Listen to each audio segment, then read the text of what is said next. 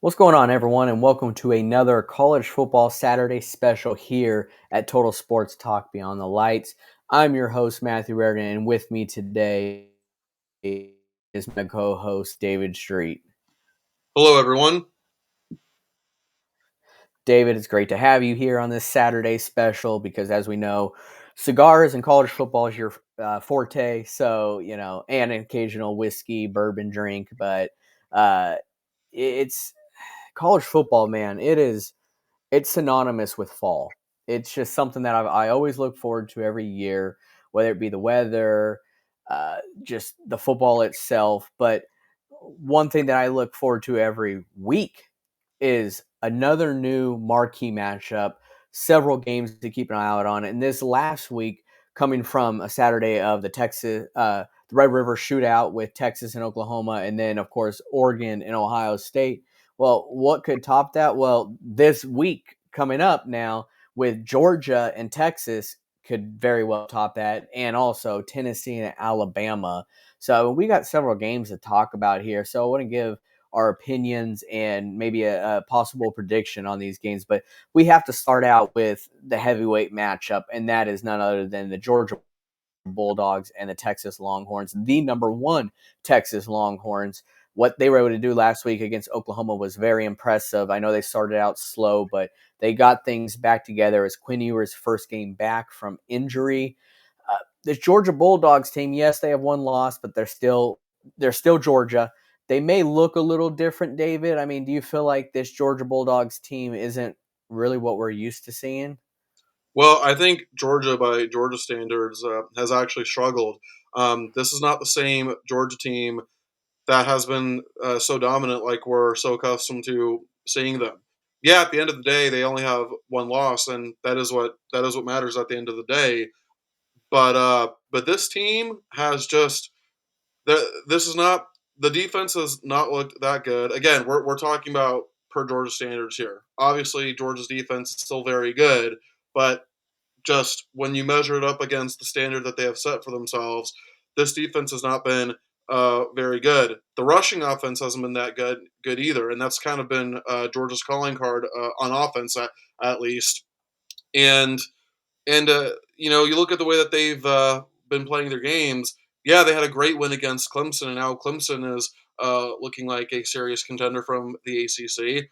But they also struggled against Kentucky. They struggled against Mississippi State. They let Alabama go up by 30 against them in the first half. Now, kudos to Georgia for that monumental second half comeback, even though it ultimately fell short. But still, this Georgia team has just I had them number one in my preseason rankings. Um, but honestly, I have not been impressed with them one bit, to be honest with you. Yeah, it almost seems like they're missing a beat. They're missing that beat to get them on a rhythm that we're used to seeing the dominance. And yes, shout out to them for coming back with that Alabama game where we thought it was just a nightmare that they couldn't wake up from, and they did eventually, but they lost the game. But yes, to Georgia standards, this is not the Georgia team that we're used to seeing. And I mean, I see online people are wishing can Stetson Bennett have another year eligibility or something to come back because it just seemed like things were all peaches and cream when he was there. But this Texas team is a great team. They they going into this year was going to have such a tough schedule. I mean, they had to face Michigan. That ended up being pretty easy for them. Oklahoma is never an easy game, the Red River Shootout. And now playing Georgia, I think what's going to be great for Texas is that they're going to be at home. They're not going to Athens. They're not playing there. They're going to be at home in this game, which I say it time and time again that playing home in college football and the SEC is pivotal. It is very pivotal in these matchups, and it's important. So I think that's going to play a huge factor for them. And we saw Texas get into a great rhythm in the game against Oklahoma once things started going their way more. Quinn Ewers was back from injury. You never know how that's going to play out, but I think they need to start out strong this game. That's going to be important against a Georgia team because, yeah, Georgia's still Georgia. Yes, we are pointing out that they do look different. They aren't the team that we're used to seeing in the past, but Georgia is still Georgia, and Kirby Smart is always going to have a great game plan. So I think it's pivotal for Texas to start out strong because Georgia can still do amazing things, and with Kirby Smart at the helm, I expect them to always put up a fight. I imagine you would agree with that too, David. Oh yeah, I mean, you can never count out Georgia under Kirby Smart. And when you look at Texas being the number one team, it's a well deserved number one ranking because Texas is quite easily the best team in the country, and they've been the best team despite having a quarterback controversy. And I put controversy in air quotes because it's not really much of a controversy when you go from Quinn Ewers to the guy who was the best recruit in the nation in Arch Manning. Um, but even just again putting controversy in air quotes here, Texas has not missed a beat. I mean, they've just looked absolutely unstoppable, and they've killed every single team that they've played. And I think one thing, and I like that you mentioned that it's a home game for Texas. And I think one thing you have to imagine that Texas is thinking is they're probably they probably want to say to Georgia right now, hey, listen, the past couple seasons we went into Alabama and the Big House and beat both of those teams very solidly. You guys, Georgia, you guys are coming into our house. You think we're afraid of you? Yeah, no, they are the monster. Texas being that. It should be you fear them at this point, them being the number one team and just being such a complete team because this that Texas defense is legit too. Oh, What's weird is looking at every defensive metric, they outnumber Georgia, which yeah, is a rarity. yeah. Texas has the best defense in the country. It's not even close. They're number one in both total and scoring defense. Yeah, and we're used to seeing Georgia. I mean, Georgia still has a stout defense, but we're used to seeing them being, near the top with their defense. They've always strived on that. But prediction wise, I don't have a score here, but I'm gonna have to go with Texas winning this game because I just feel like they are the more talented and complete team, and they have a clear path where they're at because they have been performing on all cylinders. Whereas Georgia, it seems like there's question marks leading into games. So I'm gonna go with Texas winning this one. David. On paper and by results, Texas has been the better team, but I got to go with Georgia here.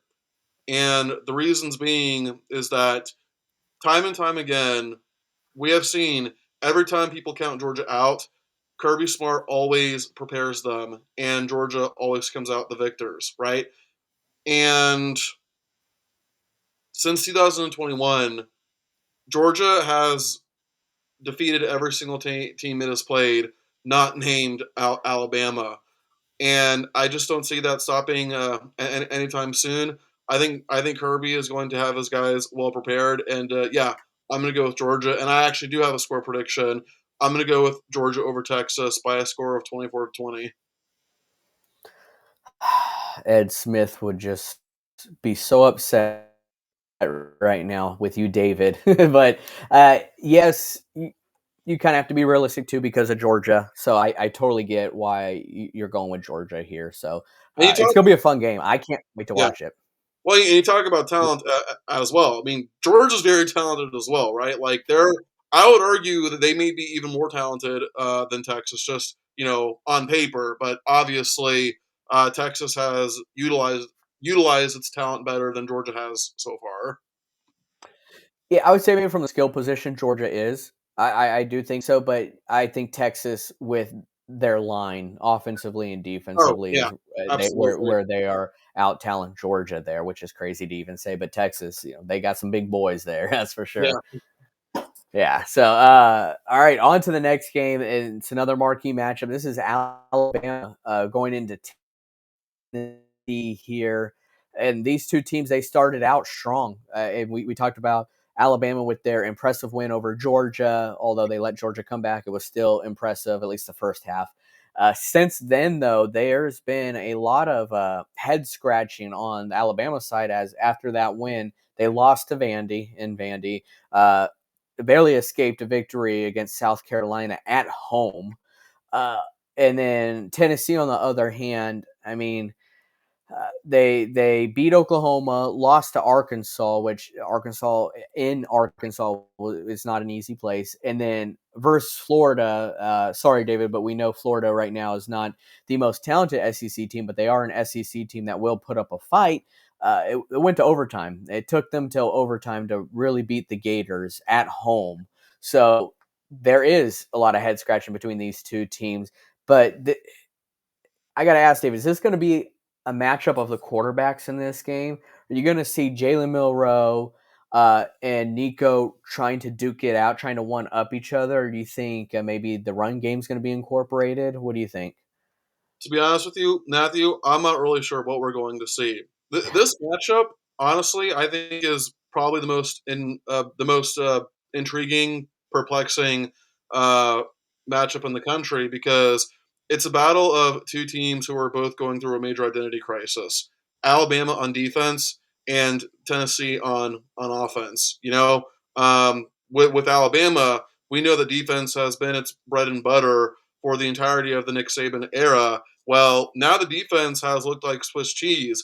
I mean, they let Vanderbilt carve them up. They almost let South Carolina beat them. They almost let Georgia come back after Georgia was down by about 30. And then, meanwhile, you look at the offensive side of Tennessee, and after their offense looked unstoppable for the first few weeks, well, now it's like, okay, how unstoppable were they really? Because they weren't exactly facing the best competition, and now their offense has looked like trash the last few weeks. So Yeah, and Nico started out fine, and we saw what he was able to do in the bowl game last year. But Jalen Milroe, I feel like this is a game where he's gonna show up because he always does good against these matchups where the opposing team's quarterback usually tries to one up him.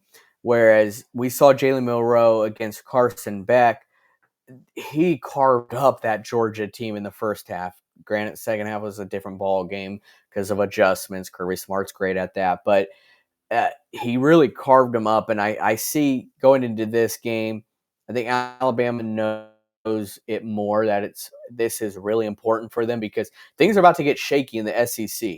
Because if Georgia wins this next game against Texas, that's really going to shake things up. Alabama and Tennessee, whoever wins this game, there's going to be a crazy amount of shakeups in the SEC. Alabama needs to win this game. It is, and it's going to be tough going into Neyland, but I'm going to have to go with Alabama in this game. I know that's kind of contradicting what I said before about home field advantage in the SEC, but I just see Jalen Milroe having a phenomenal game this game and pulling out the win over in Knoxville. What do you think, David? I agree. I've got Alabama winning as well because I think that Jalen Milroe has the maturity and the mental fortitude to win a game like this more so than Nico. And to be honest with you, Nico has not impressed me one bit. I don't think he has lived up to the hype. In fact, I think if you look at his game by game stats, he has progressively gotten worse. Yeah. And yeah, and this is something that I was thinking about earlier today. People last year, me included, were defending Josh Heupel for starting Joe Milton over Nico because the reasoning, of course, was well. Nico is only a true freshman. He's not ready for the big stage yet. Let him develop under Joe Milton. Even though, like, we all knew Tennessee was not going to go anywhere under Joe Milton, but you also kind of got the idea that Tennessee themselves accepted that it was going to be more or less a rebuilding year. And I know hindsight is 2020, but now I'm kind of wondering, looking back, does Tennessee regret not starting Nico his true freshman year? I mean, even if he did go through his usual true freshman bumps, the argument could be that okay, well, we'll throw Nico into the fire so that way he's got some experience under his belt and he'll come back the next year even better than ever. So that's something that I want to know. Does Tennessee regret not starting Nico last year? Is that something that they should have done? It's almost like Part of me wants to say, yeah, although they've only lost one game this year, I think we would see a completely different Tennessee team for the better. Yeah, So they've got the right pieces. I mean, Sampson is an incredible running back. yeah, And so I just really feel like that we would see a different Tennessee game, and we'd probably be sitting here saying that we got Tennessee winning this game. yeah. Well, So that, well, yeah, well, and don't forget, Tennessee only has one loss, mainly yeah, because of the defense. I yeah, mean, for the first time in the Josh Heupel era, they finally get a competent defense, and that defense has been filthy. But the offense has really done nothing to help complement it. yeah. They started out, great, and then it has fallen off since then. So maybe this will be the game that kind of gets them back on track. We'll see. I mean, I Josh Heupel in a big game, I'm just not seeing it, but who knows? Maybe he'll prove me wrong. Well, Um, he did beat Alabama a couple years ago. That was a big game in That fairness. was yeah, that was all because of oh Hendon gosh, Hooker. Hendon Hooker. Let's be real. Fair. Yeah, no, but you are absolutely right. I was wrong there. That Josh Heupel, he is the head coach. He did win that game. So yeah, you're right. If I were to ask you halfway through the season, after Michigan just won the national championship, who's ranked higher? The Michigan Wolverines or Illinois. I would imagine everyone here would probably say absolutely Michigan, right? Well, right now Illinois is the better team. They are Not ranked. not What? me. I would Yeah, have told you I would have Illinois higher. Matthew, don't forget, like on this show a month ago or so, I said that Michigan is not going to be the same team. They've lost so many people, including their head coach and their quarterback. So I'm sorry if you like not you yeah. specifically, but generally speaking, if you thought that Michigan was going to be the same team, I'm sorry, you're delusional. Wouldn't say necessarily the same team, but Michigan itself, it's just weird to see them where they're at right now because they have replaced talent. They have, stayed relevant for the most part. But right now they're on the cusp of irrelevance because of how bad they're really playing. I mean, they are a lucky 4-2 right now. This is not a good Michigan Yeah, team.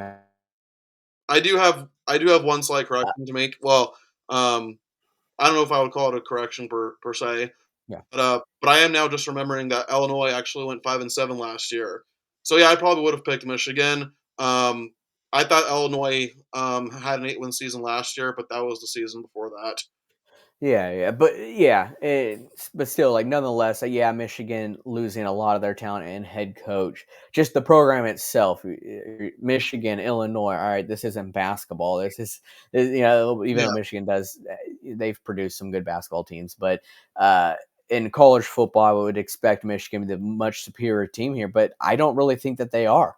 no, This is another team that still is yet to really find out their identity halfway through the season. they might be the worst 4-2 team in the country because they were in a struggle fest against Fresno State beginning of the year. Don't forget about that. Um, after the wins after Fresno State, they have barely been beating them, and they got blasted by Texas. I mean, that score was 31-12, but that felt like a 59 to nothing game. Texas was just that much better. Yeah, they had a close game against USC, and USC has shown to be pretty decent this year. But still, nonetheless, this is a Michigan team that's just to me is not that good at all. They're struggling to find their identity. I know it's the first year after the Jim Harbaugh era and having JJ McCarthy and a list of NFL talent, but I just I'm just not really seeing it. And on the other hand, Illinois, I mean, they struggled against Purdue, had to pull out an overtime victory against They were, them. yeah, they were up 27-3. I Yeah, mean, and to what? let Purdue come back was crazy. They Yeah, did win so the game, but still, that was crazy. yeah, absolutely. And then Penn State, the week before that is where they did pick up their only loss, and Penn State's undefeated. I mean, Penn State's the number 3 team in the country right now. Uh, they've impressed me actually. I'll say that they have impressed me. Penn State, so you can't really put that against Illinois right now. But This was a tough one for me, David, just because of last week's game against Purdue with Illinois. But they are home, so maybe I want to go with the home team here. I just, I really find myself hard really betting on Michigan right now. I think they're very unpredictable. As far as I don't think a great team's going to show up. They are predictable in that aspect, but I don't know if they're going to be able to win this game or not. So I guess I'll go with the home team here with Illinois. I mean, what about you, David? Was this easy for you or tough? No, this is unquestionably easy for me. Yeah, I'm riding with Illinois because one, Luke Altmaier might be the best quarterback in the nation that nobody is talking about. I mean, who's going to be the quarterback for Michigan? First of all, Davis Warren has no business being a starting quarterback in college football. How, under no circumstances should you have 2 touchdowns, 6 interceptions, and be a starting quarterback. Like that should not happen at all. Alex Orji needs to be the starting quarterback from now on. Certainly, at the very least, he needs to start this game against Illinois if Michigan wants to have a chance to win. I just want to know what dirt they have on him or what he did. I mean, did he hook up with the coach's daughter or something? Because going into this year, he was, I thought, the favorite to be their starting quarterback. And I don't really know what's going on with that situation. I don't think I've actually really heard anything of why he's not the certain starting quarterback for Michigan. So that's another question mark that's going on there is that I think he's a clear starter, but they're not starting him. I think I think part of it has to do with the fact of how much coaches weigh wins and losses, and Davis Warren at the end of the day is 4-2, but they sure as hell ain't 4-2 because of him. They're 4-2 in spite of him. Sounds like my Steelers, but that's a discussion for something else. But yeah, so all right, so we both got Illinois going on here, and this is actually one. This next game is actually one of my favorite games of the week because these next two games, I'm just spoiler alert, is maybe an upset. And this next game's Miami going into Louisville. And I've talked about Tyler Shuck on here before, former Duck. Uh, he's a big quarterback. He's impressed me even when he was down in Lubbock for Texas Tech, and now he's up here in Louisville. Louisville, though, has lost some games that I didn't think that they should lose. I thought that they would have put up a better fight against Notre Dame. And then SMU's been impressive this year, so I can't knock them for that. But Miami, though, this is similar to what we talked about earlier with Tennessee. Miami started out great, and I know they're undefeated, so I don't want to talk too much bad about them because they are undefeated, wins are wins. They have not been impressive lately at all, David. They have really fallen off, I think, as a team. Yes, they're still putting up points, but they are just barely scraping by, picking up these wins against Virginia Tech, against Cal. They got lucky. I mean, do you think this Miami team's as impressive as their record indicates? Well, I think it kind of depends on what lens you look at it through because on one hand, yes, they have not looked good the past couple of games. Obviously, they've won, but they've won by the skin of their teeth, right? But you take their season as a whole, and you're looking at a season in which they have dominated every single team they've played except for two, right? And I know that momentum is a big thing in college football right now, and well, that feels kind of weird to say because Miami is still winning at the end of the day, right? But of course, we know that if you keep winning in close battles, eventually it catches up to you. The same thing with TCU a couple of years ago when the majority of their games were all close, and then of course it all caught up to them in an absolute ass whipping against Georgia. So yeah, again, I think it just kind of depends on what perspective you look at it from because yes, Miami's not looked great the past couple of games, but just overall um, for the season, they have still been a very good football team. Yes, they have, and they've been winning these games without really their star running back performing to the best of his ability. I mean, David Martinez, I've said it plenty on here. I love that guy. That guy is a incredible running back, but he's hasn't really done anything at all since transferring there. So I when his game gets going, I want to see how good this team can be. Well, to be fair, do you think that's just more so because of how incredible their passing game has been? Because when you're so good at passing, why even run the ball? Yeah, I think both are correct. Yeah, I think because the passing game is if don't fix what's not broken, and then also I've seen he has struggled a little bit there. This isn't the Damian Martinez I'm used to seeing. I've seen him struggle behind that line. So, but their passing game has been doing great, and I think he's still adjusting too. I mean, it's a new team. Oregon State had a great offensive line too, but it's just an adjustment period. But once he gets going, this Miami team can do a whole lot better. But David, I mean, who do you got winning this game? I'm gonna go with Miami. You know, I think Miami is the better team. I think Miami is the more talented team. And I think you have to imagine that the guys in that locker room that they know they're the favorites to win the ACC. And when you're still undefeated at this point, I mean that mindset creeps into you. That mindset of hey, we could probably go undefeated. We could probably win this conference. And yeah, so I'm gonna ride with Miami here.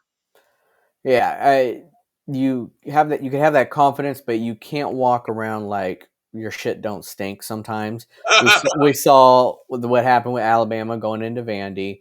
And I'm going to be kind of like how you were with the Texas and Georgia game, where I think Miami's got it on paper, but something's telling me, my gut's telling me they're going into Louisville and they're going to come out with their first loss.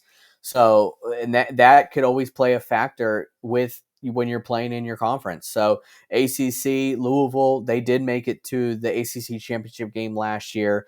They have a better quarterback this year than they did last year. And they know they need to win this game to make it to the ACC championship game. I mean, look what Clemson's doing now, too. So ACC is getting tougher. Louisville needs to win this game, and I think that they are going to pull off the upset this week. So I got Louisville winning the game. And I mean, but I could be wrong. I just something in my guts telling me that Louisville will win this, even though Miami is the more talented, and on paper they should win this game. Uh, our last and final game, another conference Big 12 matchup here, and that is Kansas State and West Virginia. Kansas State's, for the most part, is doing all things right now. Avery Johnson has really led this Wildcat team to an incredible season so far.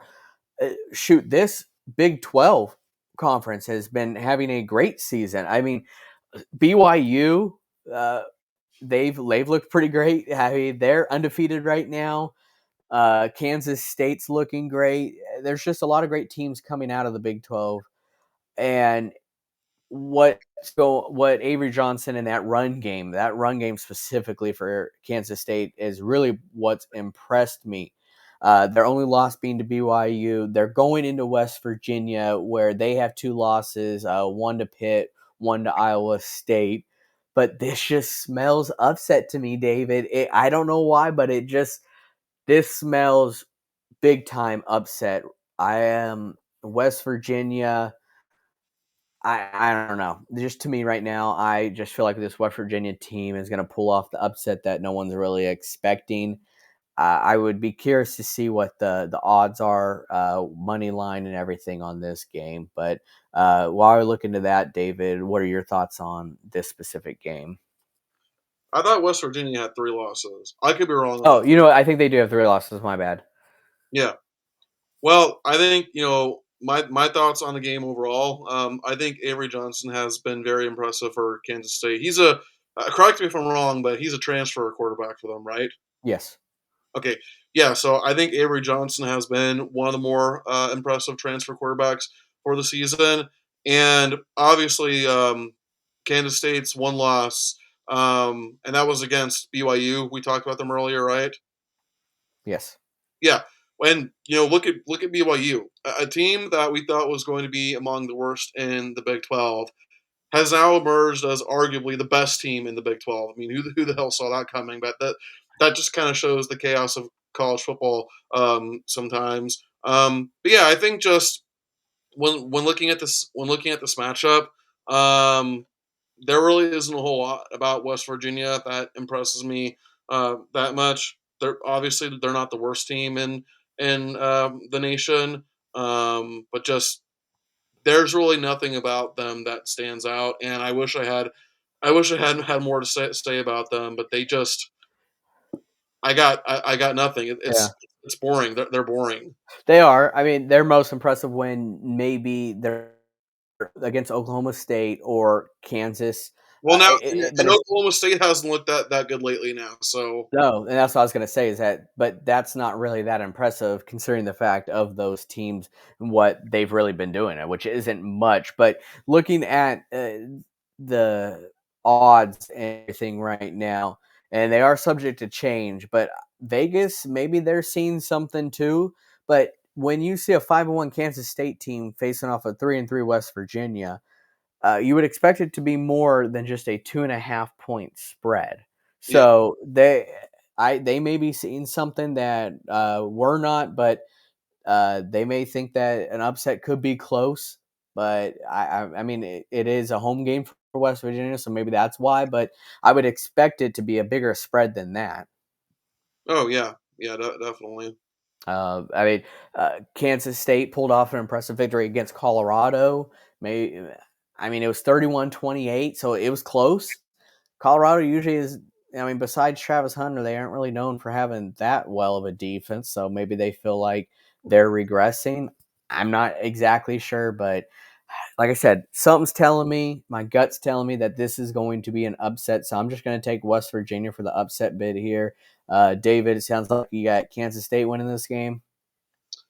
Now you know what? What the hell? I'll take West Virginia as well. There we go. We gotta love the underdog. Gotta love the upsets because it wouldn't be college football without upsets. So, eh, and on that topic, go in the comments, guys. Let us know maybe what you feel like was one of the biggest college upsets of all time, or maybe if you have a prediction of an upset that you expect to happen this year, because there's always those teams, like I said earlier, part of my language, that walk around like their shit don't stink, and then face some team that just has maybe 2 wins and they get upset.